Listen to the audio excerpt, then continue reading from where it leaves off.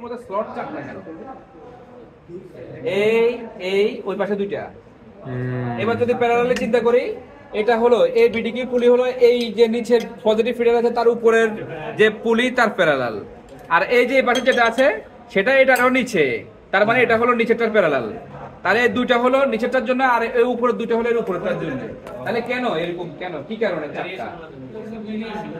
কারণ হলো আমি এই মেশিন থেকে এই মেশিনের মধ্যে যদি সিঙ্গেল লাকোস্ট ফেব্রিক তৈরি করি, সিঙ্গেল লাকোস্ট ফেব্রিক যদি এই মেশিনে তৈরি করি, তাহলে সিঙ্গেল লাকোস্টের কোর্স চিন্তা করলে first course all knit, second course knit এবং টাকের কম্বিনেশন, তাই না?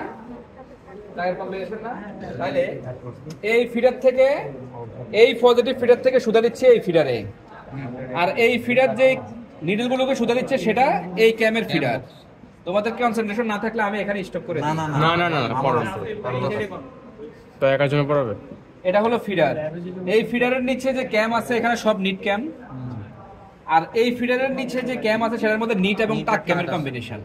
তাহলে এই ফিডার কর্তৃক এই যে ক্যামের ভিতর দিয়ে রান হওয়া যে নিডলগুলো যাচ্ছে সেগুলো সবগুলো নিট লুপ তৈরি করতেছে, আর এটা নিট এবং টাক লুপ তৈরি করতে। তাহলে এই ফিডারে এবং এই ফিডারের ইয়ানের রিকোয়ারমেন্ট কি সেম? না, নিটেরটা বেশি আলাদা আলাদা, নিটেরটা বেশি লাগবে, টাকেরটা কম লাগবে। তাহলে এখান থেকে যে ফিডারটা দিচ্ছে যদি সিরিয়াল অনুযায়ী এদিক থেকে কল্পনা করি, তাহলে প্রথমে এই ফিডার, তারপরে সিরিয়াল অনুযায়ী এই ফিডারের সাথে উপরেরটা আসে, এই যে এটার পরে এটা, তারপরে আবার এটা, তারপরে আবার এটা, তারপরে এটা, তারপরে এটা।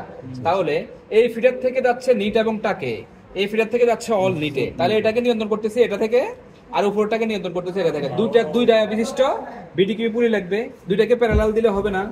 সেই ক্ষেত্রে উপরটাকে বেশিতে সেট করব, কমে সেট করবো, যেহেতু নিটটাকে দিচ্ছে আর নিচেরটা শুধু নিটে দিচ্ছে, সেই জন্য নিচেরটা সবগুলোর একরকম স্টিচ লেন্থ, উপরটার একরকম স্টিচ লেন্থ। বুঝতে পারছি? আর যদি 4 রকমের ক্যাটাগরি থাকে, 4 ভাবে, যেমন আমি উপরেরটাকে, উপরের সবগুলো তো অড নাম্বার, ইভেন নাম্বার, এটা যদি 1 হয় এটা 2, এটা 3, এটা 4, তাহলে উপরে সবগুলো ইভেন, নিচের সব অড। তাহলে অড নাম্বারকে একটা বডি বিডিকিউ পুলি থেকে পরিচালনা করব, যেটা স্টিচ লেন্থ একরকম, যা সবগুলো নিট ক্যামের মধ্যে দিচ্ছে। এটাই কইতেছে, এটা এক ধরে হচ্ছে, এটা 1, হ্যাঁ এটা 2। এই যে সিরিয়াল অনুযায়ী এটা 1, তারপরে সিরিয়ালে এটা আসে, এটা কিন্তু আসে না, তারপরে এটা 1 2 3 4 5 6, তাহলে উপরেগুলো ইভেন, নিচের গুলো অড। তাহলে অড নাম্বারকে দিবে 1 নম্বর বিডিকিউ পুলি থেকে, যে অড নম্বর সবগুলো নিট ক্যামের মধ্যে দিচ্ছে, আর ইভেন নাম্বার গুলো নিট এবং টাক থেকে দিচ্ছে, যার জন্য তার স্টেটমেন্ট আলাদা হবে, যার জন্য এইভাবে দিতে পারি। আবার যদি 4 রকমের ভ্যারাইটি দিই, সেটার উপরে ক্যাপাসিটি আছে একই নিয়মে, যার জন্য এরকম দুই সারিতে বিডিকিউ পুলি এইভাবে ব্যালেন্স করে ফিট করা হয়। আর বিডিকিউ পুলি কি কয়টাই থাকবে?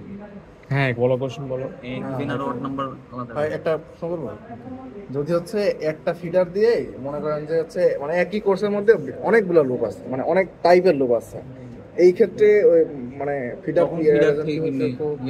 এক কোর্সের মধ্যে অনেকগুলো, ধরেন নিট আছে, মিস আছে, টাক আছে, আবার মিস আছে, এরকম একটা ইয়ের মধ্যে নিট টাক মিক্স এরকম আছে, ম্যাক্সিমাম 4 রকম করতে পারবা, ম্যাক্সিমাম 4টা। ওই ক্ষেত্রে কি ভাই হচ্ছে ক্যাম মানে পজিটিভ কেমন ইয়ে সাপ্লাইটা কেমন হয় মানে ফিল করতে পারতেছ না? এখানে ম্যাক্সিমাম 4 রকমের 4 ধরনের ভ্যারাইটি তুমি ফিট করতে পারবা, 4 রকমের ভ্যারাইটি। যেমন এখানে যে পজিটিভ ফিডার আছে, এটা এখানে যে এটাকে বলা হয় সিলেক্টিং রিবন, এটার নাম কি? Selecting ribbon. এই সিলেক্টিং রিবনকে যখন নিচে সিলেক্ট করে দিলাম, তখন এই সিলেক্টিং রিবন এটা দ্বারা নিয়ন্ত্রিত, এটা ফ্রি। তার মানে সবগুলো নিচে সিলেক্ট করে দিলাম। আমার এই নিচে যে দুটো আছে, এই দুটার মধ্যে তো আগে সবগুলো কমন ধরছি নিট, এই দুটার মধ্যে যদি নিট কমন না হয়, যদি আরো কিছু ভ্যারাইটি আসতো, তাহলে এটাকে নিচে সিলেক্ট করে দিতাম, এটাকে উপরে সিলেক্ট করে দিতাম। তাহলে এখানে 2টা বেল্ট ব্যবহার হইতো। 2টা বেল্টের জন্য কয়টা বিডিকিউ পুলি? 2টা বিডিকিউ পুলি। আর এখানেও 2টাকে আলাদা আলাদা, এটাকে নিচে সিলেক্ট করে দিতাম, এটাকে উপরে সিলেক্ট করে দিতাম। তাহলে এটার বেল্ট থাকতে এখানে একটা, এখানে একটা।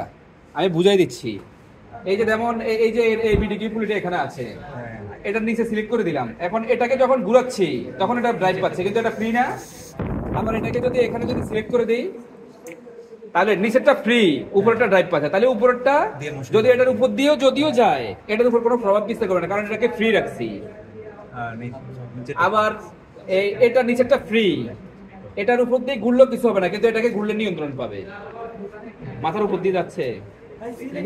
যার সাথে বেল্ট থাকবে সেই তো নিয়ন্ত্রণ করবে। রিবন দিয়ে যেটাকে সিলেক্ট করে দিব শুধু সেটা দ্বারাই মোশন পাবে, বাকিটা মোশন পাবে না। মনে করো এটার উপরে বেল্ট আছে, এটার উপরে বেল্ট আছে, কিন্তু এই পজিটিভ ফিডারের উপরটা দিয়ে পজিটিভ ফিডারকে নিয়ন্ত্রণ করতেছি, এটার নিচেটা দিয়ে পজিটিভ ফিডারকে নিয়ন্ত্রণ করতেছি। তাহলে এই বেল্টটা শুধুমাত্র এটার জন্য কার্যকর হবে, এটার জন্য কার্যকর হবে না, বিকজ এটা তো ফ্রি। এই যে এটার উপর দিয়ে লেগে এটা যখন ঘুরে নিচেটা ঘুরে